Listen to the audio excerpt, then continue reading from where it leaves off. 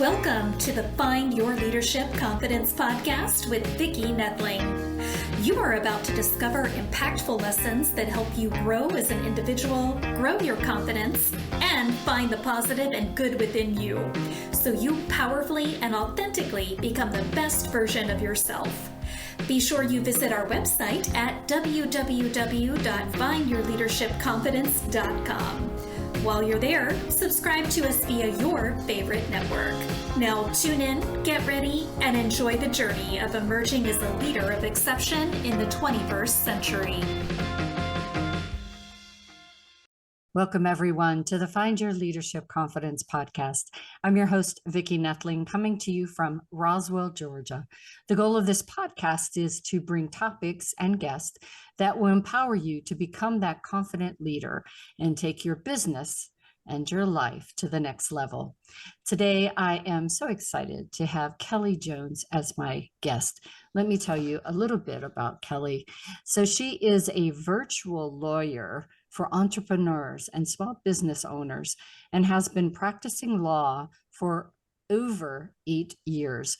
She helps mainly with trademarks and contracts and started her own firm to help make the legal, and it is anything that you can do, Kelli, to help us make it a little less boring and encourage business owners to protect themselves early to save time, money, and stress. So the title, I thought, of this appropriately would be Go from Running Your Brand to Owning It with a Trademark, something that we sometimes do not think about as we're building our new business. So please join me in welcoming my guest, Kelli Jones. Kelli, welcome. Thanks so much for having me. I'm happy to chat about trademarks. Well, I think you're the very first person I've had on to talk about trademarks. And in my old life as a project manager, it was something that I talked about quite often. So absolutely happy to have you on. We always start with an easy question for you, and that is just tell our guests, where do you call home? New York. New York. What part of New York? So right now I'm on Long Island, so like about an hour from the city. Yes, my youngest sister, lived for a while in Bridgeport, Connecticut, and Long Island was a favorite place to go. My youngest daughter, did internship as in a fashion house at in Manhattan, but she lived in Brooklyn as well as Bushwick. Yes. So anyway, I spent a little bit of time visiting her in New York so I could enjoy all the fun and hubbub of New York, although my daughter is evidently a Southern girl at heart and was happy to get home. All right, so on to this. All of those people that are out there listening with their businesses, their entrepreneurship, do they actually need a trademark right now? And how do you decide if the time is right? Yeah, so it really depends. The first thing I typically ask people is, do you have anything that is part of your business, your brand, that you want to keep at least for the foreseeable future? So, for different businesses, that could be a different thing. Maybe it's your business name, maybe it's a logo, a slogan, maybe it's your podcast name or like a product line name, course name, something like that. Something that you want to keep. And it's not just, it's not something that is a temporary like event that you're running or something, not something that you're thinking, oh, I don't really love it, I'm going to rebrand in a year. I think it's something you want to stick with. And then if you do have something like that, which, if you're running a business, most people have at least one thing that is part of their brand like that. Then the next question is, would you be upset if someone else popped up with something that was either the same name as you or something very similar? And as a business owner, you kind of should be a little bit upset about that, because the whole point, if someone did pop up, not even with the same name, but maybe with something very similar, people might be confused. If someone goes to Google your course name and something else pops up that's very similar, they might be like, oh, which one did my friend recommend? Or are they Yeah. connected? Are they the same one? So you don't really want that as a business owner. You want your brand to stand out. So then the last question is, would you be upset now if that someone who popped up forced you to rebrand because, either they filed the trademark first or they send you a cease and desist, whichever, whatever can happen. And if you would be upset having to rebrand, then that's where it's like, okay, then you should probably look into trademarking, because if someone did file first before you and you were forced to rebrand, you don't want to have to do that, especially, the further you are in business, the more annoying and probably costly it is to have to rebrand everything. So maybe that the entrepreneurs out there and saying, but I have a domain name. What advice Yeah. do you give them for that? Yeah. So I think a lot of business owners think about, okay, how can I secure my name? They think domain name, social media handles, LLC. Those are typically the three things I hear, but none of those actually secure your brand. They're great for, you should of course have your domain name so you can, and social handles and stuff for brand recognition.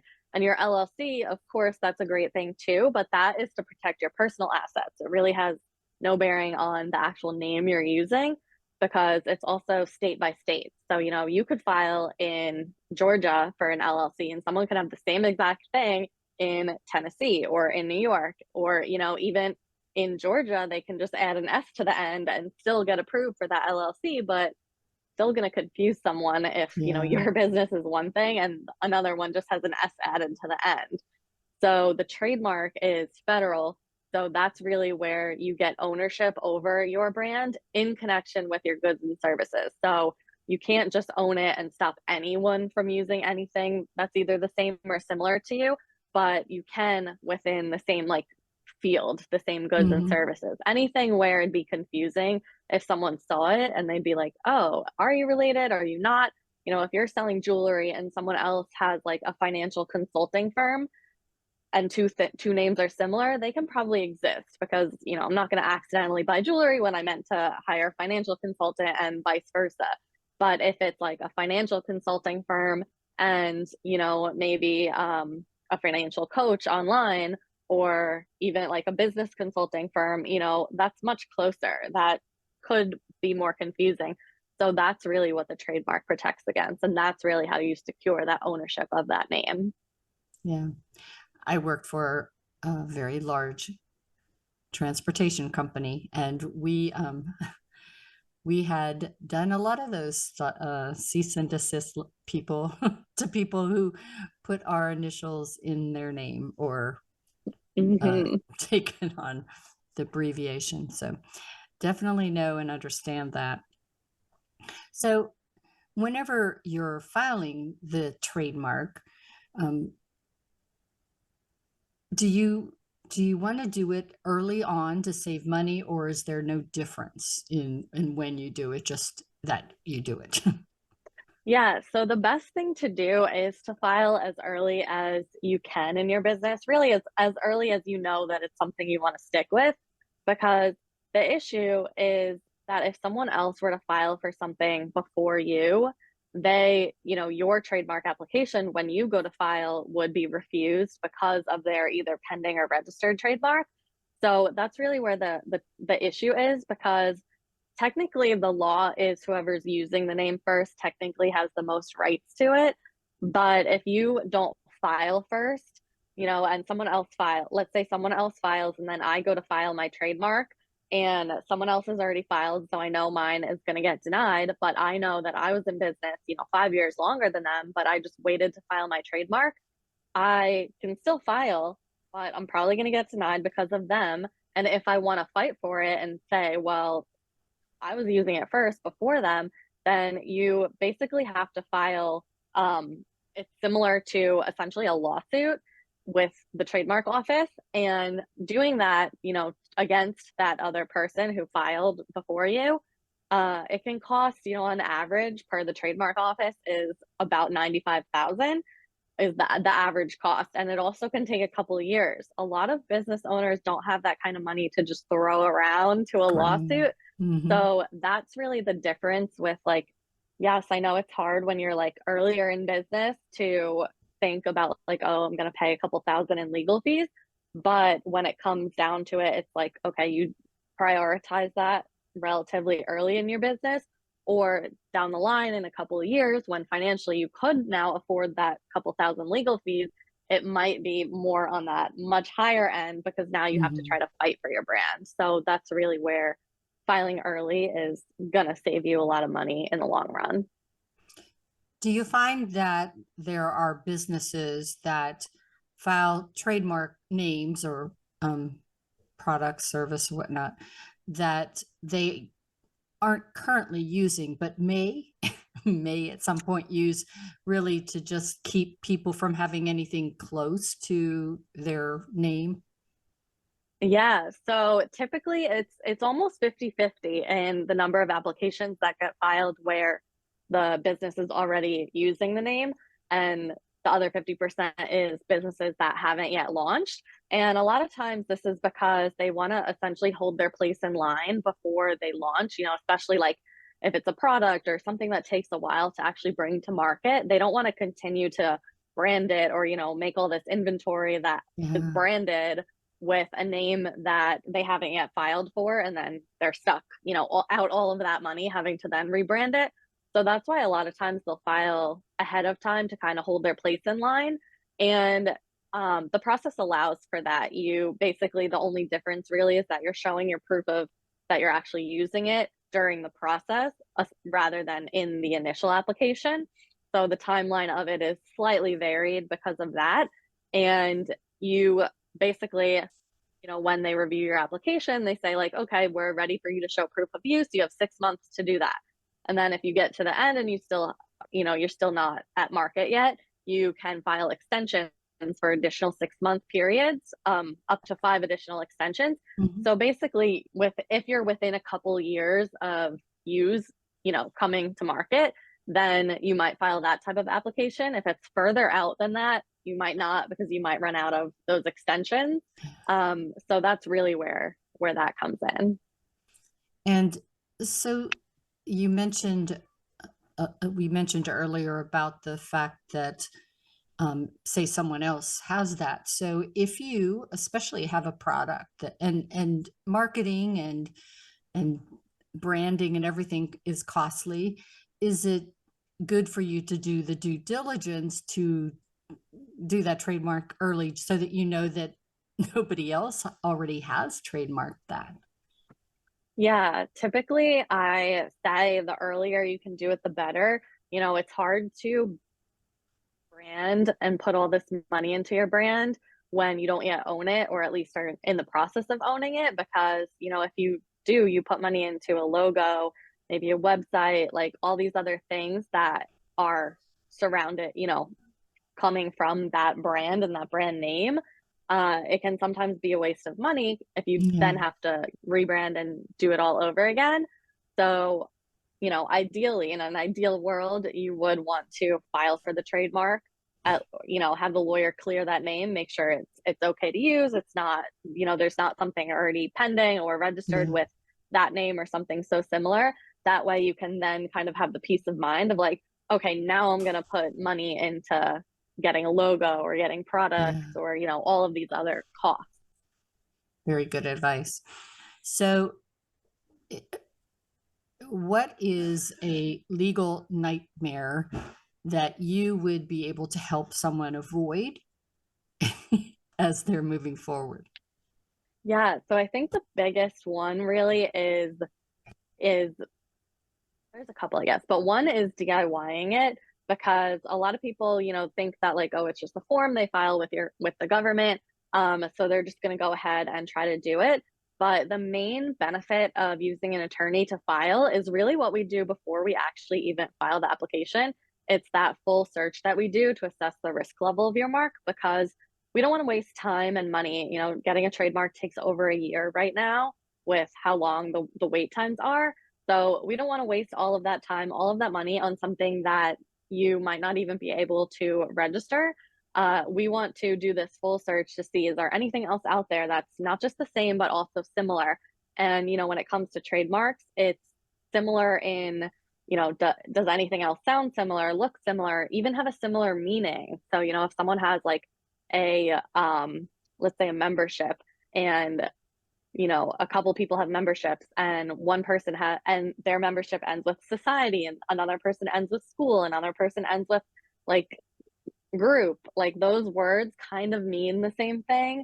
So you might think like, oh, no one else has this, I'm in the clear, but someone else has the same exact name as you, and you just added society on the end and they added school on the end, and now you're going to get denied because of that. So this search that we do beforehand really gives us a big picture of like, okay, is this a good idea to continue with, or should we fix something before we even file, or file in a way that can try to avoid what else is out there.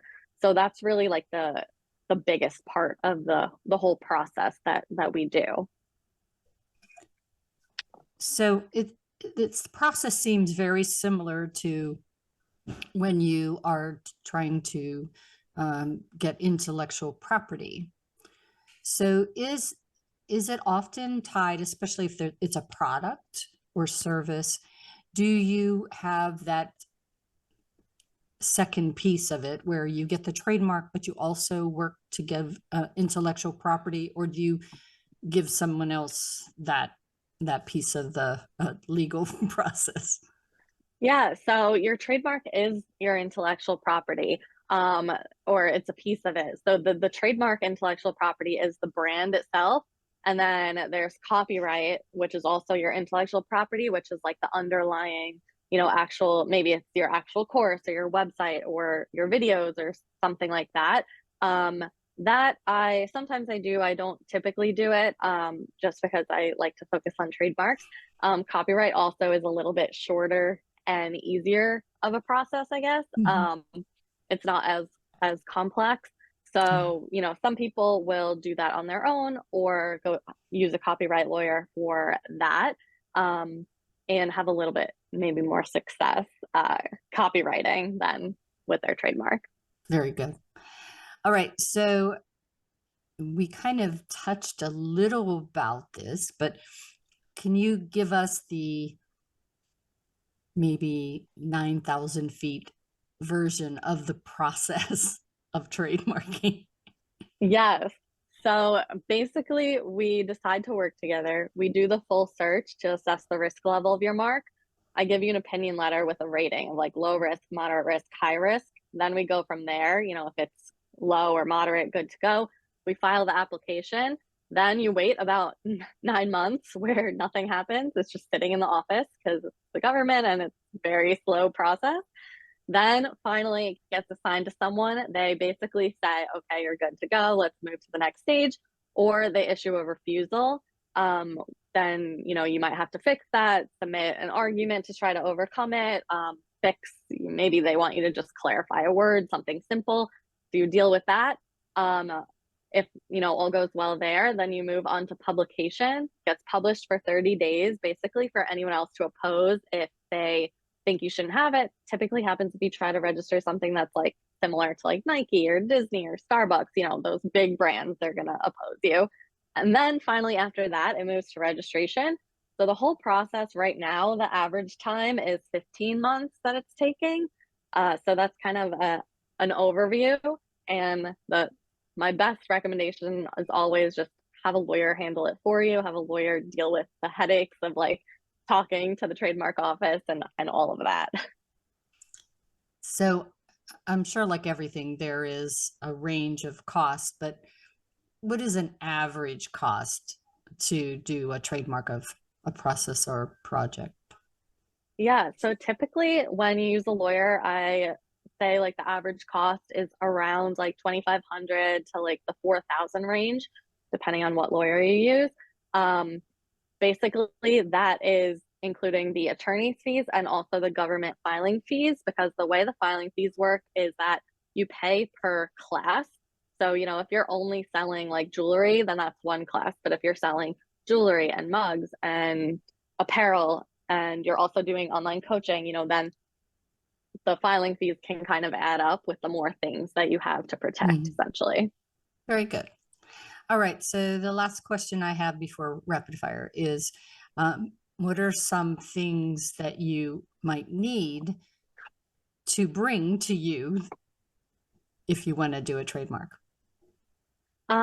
Really just the name that you want to use, and also what plans you have for it, both current and, foreseeable next couple of years future, for what type of goods and services you plan to use with it.